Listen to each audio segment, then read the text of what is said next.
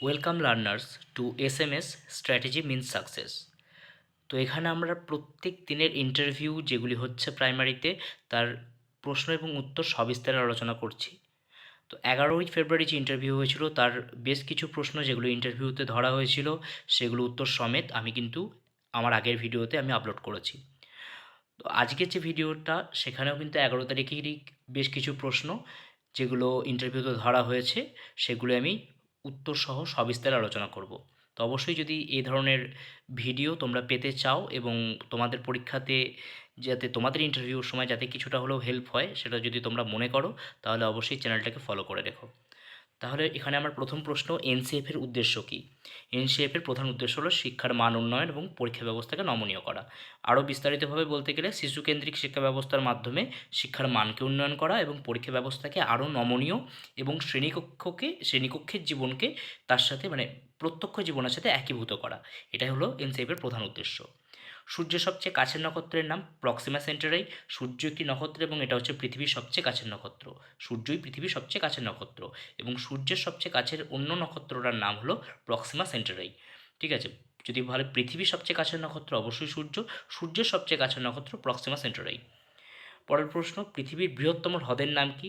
পৃথিবীর বৃহত্তম হ্রদ হচ্ছে ক্যাসপিয়ান সাগর, ক্যাসপিয়ান সি, যেটা হচ্ছে আয়তন বা জলের পরিমাণের দিক থেকে পৃথিবীর মধ্যে সবথেকে বৃহত্তম হ্রদ ক্যাসপিয়ান সাগর।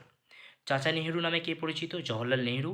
ভারতের প্রথম প্রধানমন্ত্রী ডক্টর জওহরলাল নেহেরু, যিনি শিশুদের কাছে চাচা নেহেরু নামে পরিচিত ছিলেন। ওআরএসের পুরো নাম কি? ওআরএসের পুরো নাম হচ্ছে ওরাল ডিহাইড্রেশন সলিউশন। ওআরএস যার পুরো নাম oral dehydration solution. Central processing unit হচ্ছে সিপিইউর পুরো নাম। সিপিইউর পুরো নাম হচ্ছে সেন্ট্রাল প্রসেসিং ইউনিট, ঠিক আছে, যা কম্পিউটারের মস্তিষ্ক বা ব্রেন অফ কম্পিউটার বলা হয়, কম্পিউটারের মস্তিষ্ক হিসেবে কাজ করে। পরের প্রশ্ন, ডিভিসি। ডিভিসির পুরো নাম কি? ডিভিসির পুরো নাম Damodar valley corporation. Damodar valley corporation হচ্ছে ডিভিসির পুরো নাম।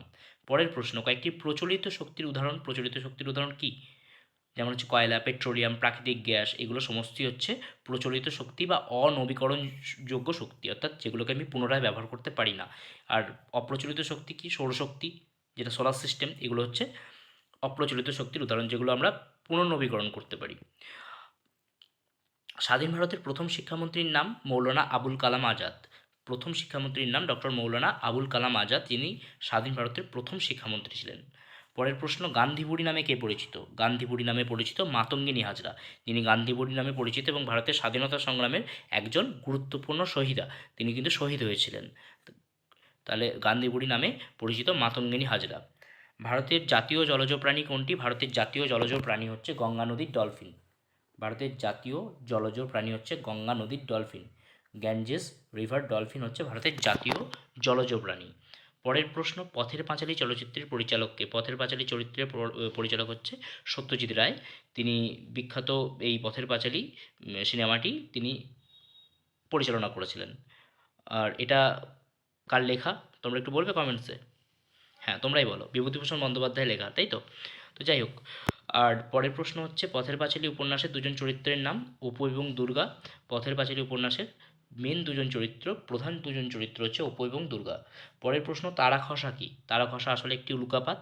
তারা খসা বলতে সাধারণত উল্কাপাতকে বোঝায়, ঠিক আছে। উল্কাপাতকে বোঝায় যখন মহাকাশের ছোট ছোট কণা পৃথিবীর বায়ুমণ্ডলে প্রবেশ করে জ্বলে ওঠে, একে বলা হয় মেটিওর শাওয়ার বা তারা খসা বা উল্কাপাত, যেটা মহাকাশের ছোট ছোট কণা যেগুলো পৃথিবীর বায়ুমণ্ডলে প্রবেশ করে জ্বলে ওঠে। পরের প্রশ্ন, ব্ল্যাকফুট ডিজিজ কিসের দ্বারা হয়? আর্সেনিকের দ্বারা হয় ব্ল্যাকফুট ডিজিজ। মূলত পানীয় জলে আর্সেনিক দূষণের কারণে হয়। দীর্ঘস্থায়ী আর্সেনিক বিষক্রিয়ার মাধ্যমেই এই রোগ দেখা যায়। বিশ্ব জলাভূমি দিবস কবে পালিত হয়? বিশ্ব জলাভূমি দিবস পালিত হয় 2রা ফেব্রুয়ারি। বিশ্ব জলাভূমি দিবস তাহলে পালিত হয় 2রা ফেব্রুয়ারি। প্রতি বছর বিশ্ব জলাভূমি দিবস পালিত হয়। ওয়ার্ল্ড ওয়েটল্যান্ডস ডে পালিত হয় 2রা ফেব্রুয়ারি। তো এটাই ছিল আজকের যে বাঞ্চ অফ কোয়েশ্চেন, তার লাস্ট কোয়েশ্চেন, যেটা আমরা সবিস্তারে আলোচনা করলাম।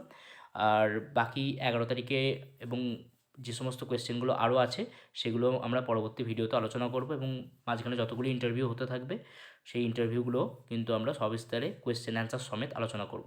তাই যারা যারা এই সমস্ত কোয়েশ্চেন পেতে চাও আমার ভিডিও আপলোড করার সঙ্গে সঙ্গে, তারা অবশ্যই কিন্তু সাবস্ক্রাইব করে নোটিফিকেশান বেলটি অন করে দিও, যাতে তোমরা এই ভিডিওগুলো মিস না করো।